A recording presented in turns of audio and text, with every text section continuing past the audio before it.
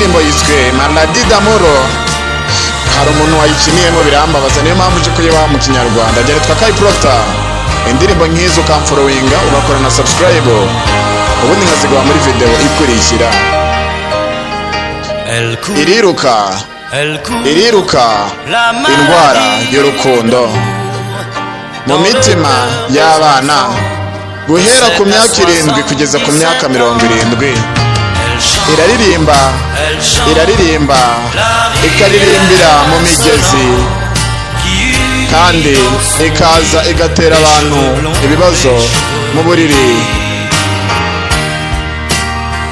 Ituma abagabo baririmba, igatuma isi yaguka, rimwe na rimwe igatuma n'abantu bababara ziteka.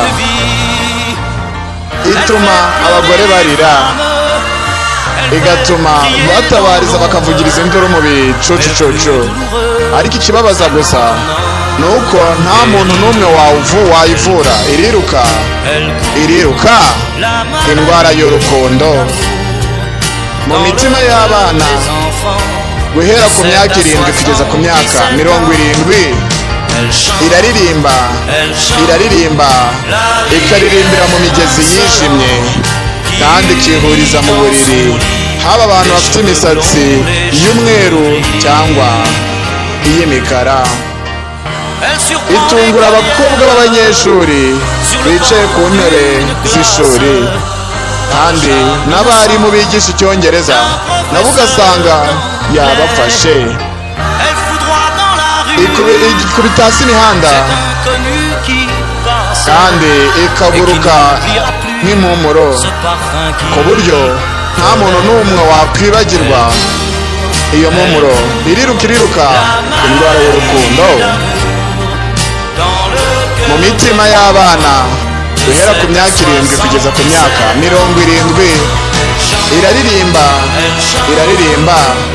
ikaririmbira mu migezi yijimye, igahurira mu buriri, haba kubw'abafite imisatsi y'imyeru cyangwa y'imikara.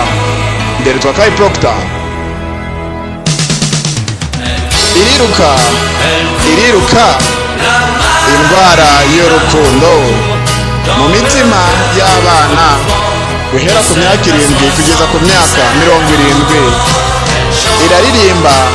Iraririmba ikaririmbira mu migezi yijimye, igahurira mu bitanda, haba iby'abafite imisatsi y'imikara cyangwa y'imyeru. Ituma abagabo baririmba, igatuma isi yizura. Nitwa Kai Proctor. Indirimbo nk'izi muri comment nkazigwa muri video ikurikira.